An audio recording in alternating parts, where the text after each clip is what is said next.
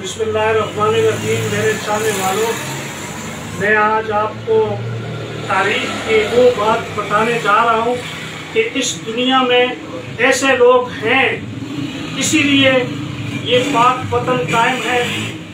और खुशी की बात यह है कि कल आसिफ न्यूज़ का भी शुक्रिया अदा करता हूँ, अतीक चांद भाई का, कि मेरा एक पर्स बाजार रुकी में गिर गया था।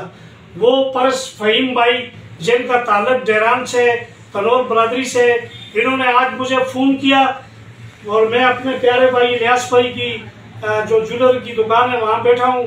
मुझे पर्स भी मिल गया, तमाम चीज़ें मिल गई।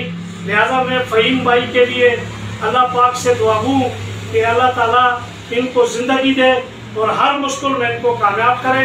और तमाम पाकिस्तानियों से गुजारिश है कि इसी तरह नेकी का काम करें कि इस पर्स के लिए जो डॉक्यूमेंट इतने कीमती, उनके लिए मैं सख्त परेशान था।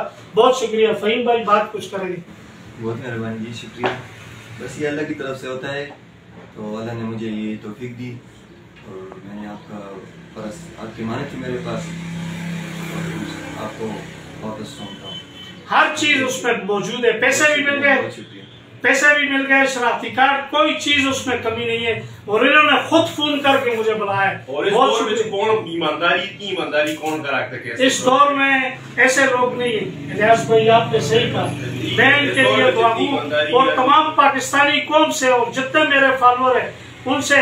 अभी आसाम भाई जो मेयर तहसील है, उनका फोन आया, उन्होंने भी कहा वजीर भाई मैं ये तो आपको पेमेंट करूंगा, आप गम नहीं करो। और अभी आसाम भाई को भी मीडिया के जरिए मुबारकबाद देता हूँ। और इंशाल्लाह कल हमारे इस रोड की ओपनिंग भी है 4:30 बजे, और आसाम भाई और तमाम साथी आएंगे, सबको मैं दावत देता हूँ। बहुत शुक्रिया। अस्सलाम वालेकुम।